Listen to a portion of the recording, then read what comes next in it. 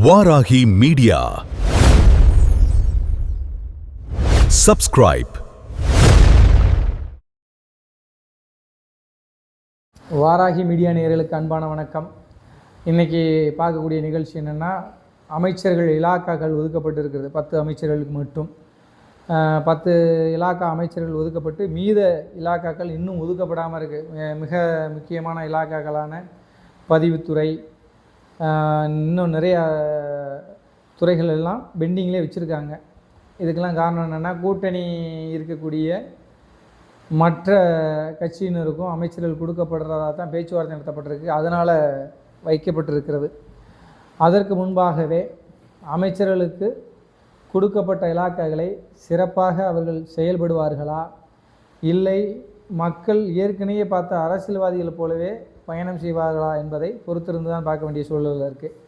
இன்றைக்கி பார்த்துக்கிட்டிங்கன்னா 10 அமைச்சருமே முன்னாள் அமைச்சர்கள் அதிக பேர் இருக்காங்க. ஆக்சுவலாக பயணம் பண்ணவங்க, ஏற்கனவே அரசியலும் மக்களோட நெருக்கம் அமைச்சர் பணி இருக்காங்க. இதில் புதுசாக நிறைய பேர் இணைஞ்சிருக்காங்க. இன்றைக்கி காரைக்குடி டிகே பிரபு அவர் பார்த்திங்கன்னா, காரைக்குடியில் இது வரைக்கும் அரசியல் வரலாற்றில் அமைச்சரே கிடையாதான். இப்போது ரீசெண்டாக அவருக்கு ஒரு கனிம வளத்துறைங்கிற மிகப்பெரிய ஒரு பொறுப்பு கொடுக்கப்பட்டிருக்கிறது. அதே போல் பார்த்துக்கிட்டிங்கன்னா புதிய வரவில் கீர்த்தனா அவங்களுக்கெல்லாம் பார்த்துக்கிட்டிங்கன்னா தொழில்துறை கொடுத்துருக்காங்க. உண்மையிலேயே தொழில்துறை கொடுத்துருக்காங்க, வரவேற்கத்தக்க ஒன்று தான்.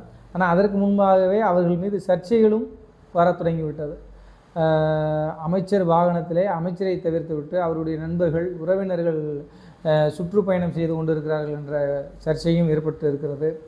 அதை தாண்டி அதிமுக இப்போ பார்த்துக்கிட்டிங்கன்னா அப்படியே கொஞ்சம் கொஞ்சமாக கரைஞ்சு தாவேக்காவோட இணைப்பு நடந்துக்கிட்டு இருக்கு. நெருக்கி பழனிசாமி அவர்களும் 29 மாவட்ட செயலாளர் நீக்கி விட்டார். நீக்கப்பட்ட பலரும் தாவேக்காவுக்கு ஆதரவாக இருக்காங்க. நீக்கப்படாமல் பணி புரிந்து கொண்டு ஏற்கனவே அதிமுகவில் இருந்த முக்கிய ஒரு கொஞ்சம் நபர்கள் கொஞ்சம் கொஞ்சமாக தாவேக்காவில் அமைச்சர் செங்கோட்டையன் அவர்களை சந்தித்து இணைஞ்சிக்கிட்டே இருக்காங்க. அப்போ தாவேக்கா பலம் பெற்று கொண்டு இருக்கிறது, அதிமுக கொஞ்சம் கொஞ்சமாக கரைஞ்சிக்கிட்டு இருக்குது. இப்படி இருக்கும் பட்சத்தில் மக்கள் எதிர்பார்த்த மாற்றம் நிறைந்த அரசியல் களத்தில் வந்து இருக்குமா என்பது தான் மிக ஒரு சந்தேகமான இருக்குது. ஏன்னா வெற்றி பெற்ற வேட்பாளர்கள் மற்றும் இந்த தமிழக வெற்றி கழகத்தினுடைய மாவட்ட செயலாளர்லாம் பார்த்துக்கிட்டிங்கன்னா ஒவ்வொரு துறை அதிகாரிகளை போய் மரியாதை நிமித்தமாக சென்று அவர்களுக்கு பொன்னாடை போர்த்தி கௌரவித்து வருகிறார்கள். இது பழக்க அரசியல் மாதிரி தெரியுது. அதாவது நாங்களும் ஆட்சிக்கு வந்துட்டோம், நாங்கள் தான் மாவட்ட செயலாளர், நான் தான்ப்பா மந்திரி, நான் தான்ப்பா எம்எல்ஏ, எங்களுக்கு ஏதாவது செய்ய வேண்டியதெல்லாம் செஞ்சுருங்கப்பான்னு சொல்கிற மாதிரி மக்கள் பார்வைக்கப்படுகிறது.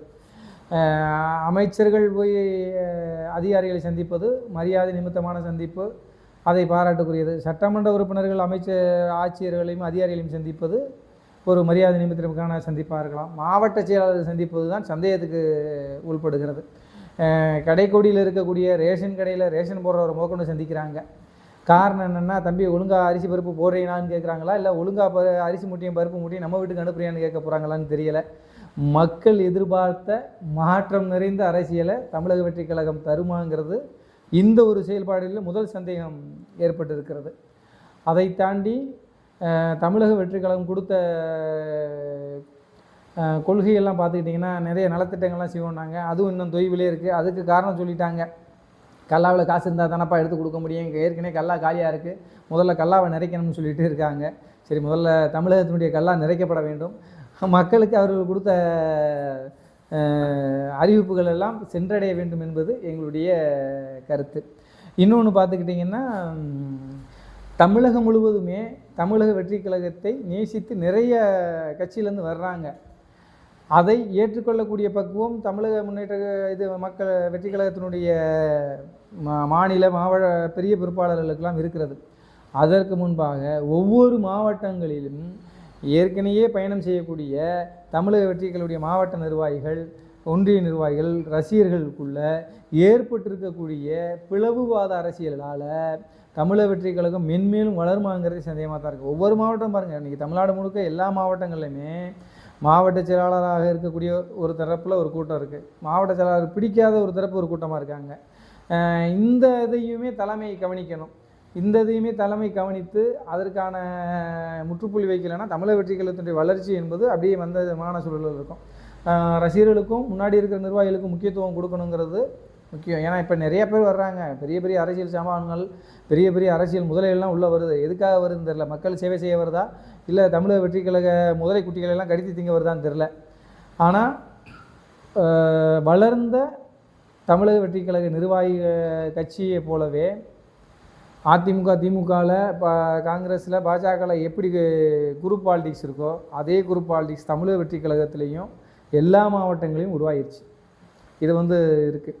ரெண்டாவது, நிறையா மாவட்டங்களில் மாவட்ட செயலாளர்கள் இப்போதே அதிகாரிகளிடம் வெளிப்படையாகவே எங்களுக்கு வர வேண்டியது வரணுங்கிற மாதிரி சொல்கிறாங்க. மக்கள் எதை நினச்சி எதிர்பார்த்து ஓட்டு போட்டாங்களோ அது நடக்கணும். அது நடக்குமாங்கிறது இறைவனுக்கும் தமிழக முதல்வருக்கும் தான் தெரியும். இன்றைக்கி மக்கள் நெருக்கடியான சூழல், போக்குவரத்து நெருக்கடி, நான் டெய்லி போயிட்டு வருவேன், அந்த மாதிரி ஒரு சூழலில் கூட வரக்கூடாதுன்றக்காக வீட்டை மாற்றுறதா தகவல். அப்படிப்பட்ட முதல்வர் இந்த மாதிரியான பிரச்சனைகளையும் தன்னுடைய கவனத்துக்கு கொண்டு வந்து சரியான ஆட்சியை வழிநடத்தணுங்கிறத இந்த காணொளி மூலமாக கேட்டுக்கொள்கிறேன். நன்றி, வணக்கம்.